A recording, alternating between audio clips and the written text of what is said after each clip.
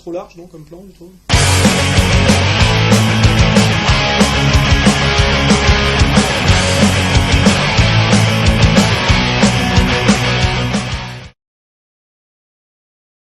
Suite à la diffusion du film à grand succès La Vallée des loups en Turquie, le gouvernement israélien a humilié l'ambassadeur de Turquie en le faisant attendre sur une chaise dans un couloir. La Turquie a protesté, elle a obtenu des excuses d'Israël. C'est un événement assez inédit, non ? Oui, là, Israël, c'est un peu la métaphore de toute l'arrogance et de tout le délire et de toute la perte du sens de la réalité de l'oligarchie mondialiste, parce qu'en fait, Israël, c'est un peu ce à quoi ressemblerait le monde entier si l'oligarchie mondialiste arrivait à imposer son projet jusqu'au bout. Une société totalement inégalitaire, pratiquement raciale, inégalité raciale et sociale additionnée, incroyable arrogance de l'oligarchie se prenant pour une nouvelle aristocratie au sens consanguin du terme. Et là, effectivement, il y a le retour de bâton, c'est qu'Israël est quand même un petit pays soutenu jusqu'à présent à bout de bras par les États-Unis d'Amérique, et donc ayant le droit de faire à peu près n'importe quoi, c'est-à-dire d'insulter, d'humilier pas seulement les Palestiniens mais le monde entier. Et là, on se rend compte en ce moment que d'abord, à travers les dernières positions du CFR, qui est le lobby qui décide de la politique étrangère américaine, que de plus en plus le CFR pense qu'il faut lâcher Israël. On voit qu'Israël aujourd'hui tend la main, essaye de tendre la main à Poutine en disant si l'Amérique nous lâche, on pourrait peut-être se rapprocher de vous, ce qui prouve quand même un certain désarroi. Et on voit aussi que la Turquie, manipulée dans le dossier, ce dossier oligarchique qui s'appelle le redécoupage du Moyen-Orient auquel participe Israël, commence à voir que sa participation à l'impérialisme américain va lui valoir l'explosion de son pays à travers la question kurde, etc. Donc on voit que les Turcs sont en train de tourner le dos aux Américains et aux Israéliens pour se rapprocher des Russes.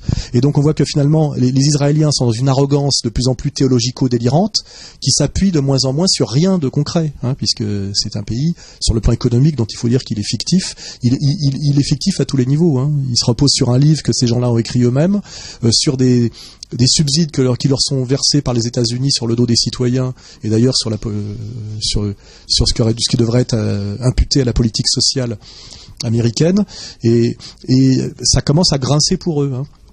Et là, effectivement, ils ont été incroyables. Pour un petit pays comme ça, ils ont manqué de respect à un ministre turc qui s'est plaint, et ils ont été obligés de s'excuser parce que là, pareil, retour du réel. C'est une position qui est la position incroyablement arrogante qu'a Israël depuis que l'a fait remarquer De Gaulle dans son discours de novembre 67, où d'ailleurs De Gaulle prévoyait tout ce qu'il allait arriver. Et aujourd'hui, effectivement, les Israéliens, à force d'avoir abusé de leur position, de leur soutien, de façon non plus pensée, réfléchie en termes de géopolitique et de politique concrète, mais de façon de plus en plus mythologique et délirante, comme si Dieu était avec eux en gros. Là, commence à être aussi face à une réalité qui commence à leur devenir hostile, à une accumulation d'erreurs, un avenir qui s'assombrit, et ils sont obligés de revenir un peu à la réalité et à une certaine forme d'humilité. Hier matin sur France Info, j'ai entendu une députée PS de Paris dire que le sexisme n'était pas une opinion, sous-entendu, selon la célèbre formule, un délit. Il n'y a pas grand-chose à penser de ça que le sexisme. De toute façon, qu'est-ce que ça veut dire le sexisme ? Il faudrait le définir. Oui, ça c'est la stratégie typiquement démocratique qui, au nom de la défense de minorités qui n'ont jamais rien demandé et qui n'en sont d'ailleurs pas, finalement qui n'en sont plus à force, c'est de faire des lois de restriction de la liberté au nom des défenses des minorités, qui consistent en fait à tout interdire. Je crois que la France est passée aujourd'hui derrière le Suriname au niveau de la liberté de la presse. D'après la dernière classification de Reporters sans frontières, on est au 48e rang mondial derrière le Suriname maintenant. Oui, donc la France devient un pays d'interdit généralisé. On est très très loin de la France de la liberté voltairienne. Et ça, de manière très faux cul, de façon typiquement démocratie d'opinion. Ça se fait pas au nom d'une dictature, alors que c'est pratiquement ça, mais toujours au nom de la défense des minorités. C'est-à-dire que, donc comme finalement, on ne fait que persécuter la majorité au nom de la défense de minorités qui se multiplient de plus en plus. Et tout devient délit, et tout devient racisme, jusqu'à l'abstraction métaphysique délirante. Tout devient incitation à la haine raciale, tout devient haine, etc. Et ça commence à gêner beaucoup de gens. Ça fait baisser incroyablement le niveau. Mais effectivement, on tire sur cette ficelle, on tirera dessus jusqu'à ce qu'elle casse, hein, c'est évident. Moi, je vois, pour rebondir, que samedi dernier, je devais donner une conférence qui s'appelait La France, les banlieues et l'islam, organisée par notre association et des associations musulmanes à Vaux-en-Velin. D'ailleurs, conférence qui a eu lieu finalement. Et en fait, alors que cette conférence était prévue depuis 3 mois, la veille, il y a eu des tracts qui ont été distribués avec des fautes d'orthographe de soi-disant mouvements antifascistes d'extrême gauche ne représentant qu'eux-mêmes, un tract entièrement mensonger, délirant, sur moi et l'égalité et réconciliation. Le préfet a fait semblant de s'émouvoir d'un risque de trouble à l'ordre public, a ordonné au maire un arrêté municipal à midi, c'est-à-dire le jour même de la conférence, alors qu'elle était prévue depuis 3 mois, dans une salle privée louée avec un contrat, etc. Et au nom de ça, il y a eu un arrêté municipal, ce qui fait que quand moi je suis arrivé pour parler, il y avait une présence policière, le préfet, enfin non pas le préfet, un envoyé du préfet, le maire, etc. pour en fait m'empêcher de rencontrer des gens qui voulaient parler avec moi sur le thème de la réconciliation nationale entre Français musulmans et Français, on va dire, de souche. Réunion que nous avons fait finalement ailleurs que dans ce local qui nous a été interdit et qui s'est très bien passé. Mais aujourd'hui, on voit que, en réalité, si on regarde bien, on interdit à un intellectuel français de s'exprimer même dans un local privé, sous prétexte de menaces de troubles à l'ordre public organisés par des opposants qui veulent vous faire taire et qui n'ont rien à dire, et en plus de troubles à l'ordre public qui n'existent pas.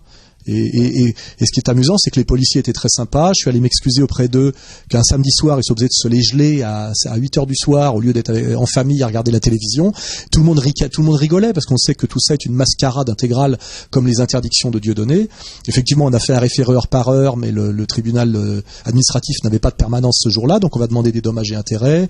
On gagnera sans doute parce que tout ça est illégal en plus, hein. Quand une réunion est prévue depuis 3 mois, et que la préfecture est au courant, l'interdire à midi pour le soir, c'est simplement m'empêcher de m'exprimer par tous les moyens. Mais ça, c'est la faux cuterie de la dictature, de ce libéralisme autoritaire qui s'exerce aujourd'hui. C'est la même faux cuterie que de mettre des radars partout pour racketter les automobilistes au nom de la mortalité sur la route, alors qu'il y a de moins en moins de morts et les voitures sont de plus en plus sûres. Nous rentrons dans une dictature de consommation de plus en plus qui s'exerce au nom des droits de l'homme, ce que j'appelle dans mon prochain bouquin qui sortira un peu plus tard que prévu parce qu'il faut avoir le temps de l'écrire, ce qu'on appelle l'obscurantisme des droits de l'homme. Nous sommes passés des Lumières à l'obscurité totale, et l'obscurantisme des droits de l'homme, c'est la dictature totale du marché dans toute sa brutalité, sa stupidité, et la destruction de tout ce qui a été l'ascension des Lumières. C'est une courbe de Gauss, on est passé de l'autre côté, et on est en train de descendre à un niveau tel d'obscurantisme qu'on va regretter la période de la monarchie absolue et de la scolastique. Parce qu'avec ce qu'on appelait les corps intermédiaires, finalement, c'était beaucoup plus démocratique qu'aujourd'hui dans les faits. C'est une réalité absolue. Il n'y a pratiquement jamais existé aucune époque dans l'histoire de France où il est aussi difficile de s'exprimer et de faire preuve d'intelligence dans l'espace public. Il y a une question que pas mal de gens se posent. On vous présente comme un défenseur de l'islam et pourtant vous critiquez Tariq Ramadan. Qu'est-ce que vous pouvez répondre à ceux qui disent ça ?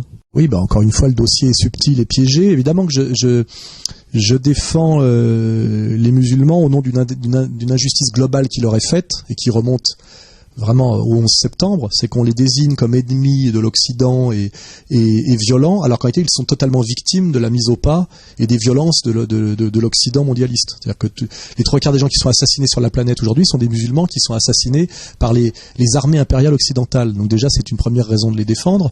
Mais deuxièmement, après il y a le problème franco-français, où je dis qu'il est absolument fondamental qu'on donne enfin la parole à des Français musulmans qui ne soient pas des agents du ministère de l'Intérieur ou des agents du ministère de l'Intérieur marocain, tunisien, algérien ou égyptien, parce que c'est pratiquement que ça, mais d'authentiques Français musulmans qui expriment en tant que citoyens français musulmans. Et je dis que malheureusement, quand on fait un débat sur la burqa, et qui est un débat dans le cadre des institutions républicaines organisé par Monsieur Gérin, qui est d'ailleurs le maire communiste qui est copain de celui qui m'a empêché de parler à Vaux-en-Velin, et dont j'ai appris d'ailleurs par les musulmans de Vaux-en-Velin qu'il était non seulement communiste mais franc-maçon, ce qui de mon temps était impossible, ça reste à vérifier. Quand la République organise un débat sur l'islam en France, le seul type qu'on trouve à inviter pour se faire d'ailleurs ratonner par 25 élus ou représentant de la République française, c'est un intellectuel musulman suisse d'origine égyptienne qui travaille en Angleterre, en Hollande et en Belgique. Je dis, on a quand même, je crois, 6 à 7 millions de Français musulmans en France. Il me semblerait même que d'un point de vue légal, d'un point de vue de la crédibilité même républicaine, on donne la parole déjà à un Français musulman, pas à un Suisse. Parce que moi j'ai un très grand respect pour Tariq Ramadan, mais que sait-il de la situation réelle, du musulman réel qui vit réellement sur le terrain réel social, dans les cités notamment, face aux Français réels? Ce n'est pas seulement un débat théologique ou un débat légal, c'est aussi un débat politique pur et simple. Alors moi je dis Ramadan est un dialecticien de haut niveau, c'est un type cultivé, mais il ne connaît de la France et de la situation réelle de la France que ses aéroports et ses grands hôtels. Voilà. Donc il y a suffisamment de musulmans français pour qu'on puisse donner la parole à un intellectuel musulman français. Donc c'est parce que je défends les musulmans de France que je dis Tariq Ramadan est légitime pour parler d'islam, mais il n'est pas légitime pour représenter les Français musulmans. Parce que pour ça, le minimum, c'est quand même d'être français. Or, il n'est pas français. Voilà. En face de lui, monsieur Glavani, qui s'est comporté comme face à Ramadan et qu'il a quasiment insulté, et quand même, il y avait que des Français autour de lui, au sens c'était des citoyens français. Pourquoi faire venir ce Suisse? Voilà, nous avons, si je le redis, 6 à 7 millions, je crois, de Français musulmans en France. On peut bien trouver quelques Français musulmans qui savent parfaitement s'exprimer, qui peuvent parler de l'islam et représenter enfin, face aux Français de souche qu'on inquiète volontairement, des Français musulmans. Et quand on donne la parole à ces gens-là, tout devient beaucoup moins inquiétant et beaucoup plus apaisé. Et nous en avons trouvé un, nous l'avons rencontré, nous lui donnons la parole, il s'appelle Albert Ali. Il fait en ce moment une conférence qu'il fait tourner qui s'appelle Français musulmans patriotes, je crois. Donc je dis, à l'avenir, donnons la parole plutôt à Albert Ali ou au Albert Ali, parce qu'il y en a beaucoup. Moi, j'en rencontre tous les jours. Et arrêtons de donner la parole dans ce cadre-là, c'est-à-dire de la discussion d'identité nationale française. Arrêtons de donner la parole à Tariq Ramadan, non pas parce qu'il n'est pas sympathique ou pas compétent sur l'islam, mais parce que simplement, il n'est pas citoyen français. Je pense que c'est assez clair. Et c'était même étrange qu'on n'ait pas avant posé la question.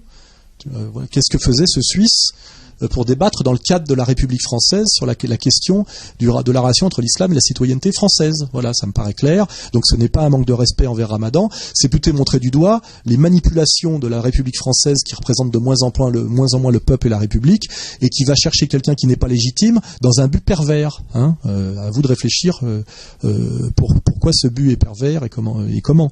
Et moi j'ai la solution, c'est donnons la parole à Albert Ali et à tous les Albert Ali qu'il y a en France et qui ne demandent qu'à rassurer les Français sur le fait qu'ils sont de parfaits citoyens français et aussi de parfaits musulmans. C'est quand même assez obscène qu'un type qui est un traître absolu à son propre camp, qui disait le plus grand mal de Sarkozy avant de changer de camp, aujourd'hui joue le héros du sarkozysme et aille sur le terrain de l'identité nationale. Je l'ai écouté plusieurs fois. Bon, c'est pareil, c'est un grand professionnel du baratin. Il est très fort, mais il a vraiment d'ailleurs, aujourd'hui, j'ai remarqué ça quand je regarde Philippe Val, quand je regarde Besson, c'est que les gens ont de plus en plus la tête de ce qu'ils sont, les têtes de traîtres et de faux culs. On dirait que si on faisait un casting pour un film, on prendrait Philippe Val, ça serait le félon, Besson le traître. Les gens ressemblent de plus en plus à ce qu'ils sont. C'est ça qui est tragique. Elisabeth Lévy, hystérique. Ça se voit, quoi. Ça se voit. Finkielkraut, pareil. On sent qu'on attend que l'infirmier vienne lui faire sa piqûre quand il parle. Je veux dire, ça devient à la fois grotesque, comique et insupportable. Voilà. Et donc Besson aussi, je sais. Quand ce type-là donne des leçons, l'autre jour, il donnait des leçons à Marine Le Pen. Et effectivement, Marine Le Pen a eu un mot assez intelligent quand Payon est pas venu. De toute façon, vous pouvez faire le socialiste et l'UMP, et vous êtes les deux, quoi. C'est-à-dire qu'aujourd'hui, pour nous donner des leçons de morale, de leçons d'éthique et des leçons de politique, on prend de plus en plus des traîtres, des transfuges. Ça me fait penser un peu à Mélenchon, qui en étant sénateur socialiste, après 25 ans ou 30 ans de parti socialiste, hurle comme s'il était un jeune gauchiste sorti tout droit de la fac de Nanterre. On dirait c'est comme une vieille putain qui exige de se marier en blanc, tu vois, alors qu'elle a 30 ans de rue Saint-Denis, quoi. Je veux dire, on arrive aujourd'hui à une obscénité du politique qui tend vers le comique et qui, comme je l'ai dit au début, peut être même inquiétante pour eux, parce qu'ils vont tellement loin dans l'arnaque, le mensonge, l'obscénité, surtout quand il se part de vertu morale, sur que Besson normalement devrait baisser les yeux et se taire. Je veux dire, c'est un traître, c'est un malhonnête, c'est un camelot, c'est un menteur. Je veux dire, il sait très bien le sale boulot qu'on lui fait faire, puisque aujourd'hui le débat sur l'identité nationale, c'est pour montrer du doigt les musulmans. On le sait très bien, parce qu'il faut dévier la crise, une crise sociale sur une question ethnique. Et on sait très bien que les pauvres qui souffrent étant des ouvriers français de souche et des gens issus de l'immigration, donc des Français musulmans, on essaie de casser une solidarité de classe en rivalité ethnique. On le sait très bien, c'est du B à bas. Moi qui suis quand même marxiste de formation, effectivement, en banlieue, on cassera la solidarité de classe des chômeurs par des rivalités ethniques. On est dans une situation effectivement de plus en plus obscène, de plus en plus violente, avec des gens qui parlent de manière de plus en plus illégitime, avec des doubles casquettes, c'est-à-dire tantôt goy, tantôt juif, tantôt PS, tantôt UMP, tantôt d'ailleurs on peut parler du patron de EDF, tantôt privé, tantôt public, alors que c'est en plus sur le même secteur. Ça devient de plus en plus obscène et n'importe quoi. Voilà. Donc jusqu'où va-t-on aller, jusqu'où va-t-on descendre, c'est la question qui est posée. Ça s'aggrave tous les jours, ça continue. Et à quel moment ça va péter? Parce que c'est cette question que je pose. Et si ça pète pas, c'est encore plus grave que si ça ne pète pas, c'est encore plus inquiétant que si ça pète. Parce que plus ça pètera tard, plus ça pètera fort. Hein. Dernière question, est-ce que vous avez un livre ou un film à recommander aux auditeurs? Alors là, je vais ruser un peu. Le livre que j'aurais à leur conseiller, c'est le mien, qui doit sortir en avril. Malheureusement, sa sortie va être retardée, parce que je peine à trouver du temps pour achever sa rédaction. Mais je vais quand même en parler. C'est un bouquin qui s'appelle « Comprendre l'Empire » et qui essaye de faire une analyse globale et complète de tout le processus totalitaire mondialiste. Je pense qu'il n'y aura pas beaucoup de gens qui oseront s'attaquer à ce dossier-là, qui oseront le traiter de part en part. Donc c'est ce bouquin-là, à mon avis, qu'il faudra lire demain, mais j'en retarde la sortie parce que les conférences, le travail sur Internet, parce qu'il faut se dépêcher d'intervenir sur Internet, parce qu'ils sont en train d'essayer de trouver la parade. Hein. Je crois que dans très peu de temps, les sites comme les nôtres risquent d'être interdits pour des raisons plus ou moins obscures, puisqu'effectivement toute la liberté aujourd'hui s'exerce sur Internet, et donc il faut se dépêcher de s'exprimer au maximum tant qu'on peut. Et donc je privilégie pour l'instant les interventions un peu immédiates, un peu audiovisuelles sur le livre, mais je vais coûte que coûte finir et sortir ce bouquin qui s'appelle Comprendre l'Empire, et dont le sous-titre est Demain la gouvernance globale ou la révolte des nations, parce que je pense que c'est ça l'avenir, c'est de savoir si le gouvernement mondial va régner sur un monde d'ilotes décervelés, ou si la révolte va avoir lieu, et si cette révolte a lieu, elle aura forme sous forme de révolte nationale, sous le slogan nationaliste de tous les pays, unissez-vous contre la gouvernance globale du mondialisme. Hein. Et l'élastique se tend, la violence est de plus en plus grande, les camps, les lignes de fracture et les camps se définissent de façon de plus en plus voyante. Les gens sont ne peuvent de moins en moins tricher, quoi. Hein. On voit très bien, pour reprendre Elisabeth Lévy, que c'est de plus en plus, voilà, ils sont dans une posture néo-réactionnaire, pro-sioniste, même s'ils ont à un moment donné défendu la Serbie. Enfin voilà, ils sont côté quelques petits gris-gris progressistes ou non alignés, mais on voit très bien où est l'essentiel. Je parlerai pas de Dantec qui essaie de m'intenter un procès en ce moment. Les choses deviennent de plus en plus claires et de plus en plus visibles. Hein. Donc c'est l'intérêt d'une crise qui se radicalise. Ça devient de plus en plus dangereux et violent, mais au moins de plus en plus visible. Donc il y a une forme de justice et de vérité là-dedans, quoi.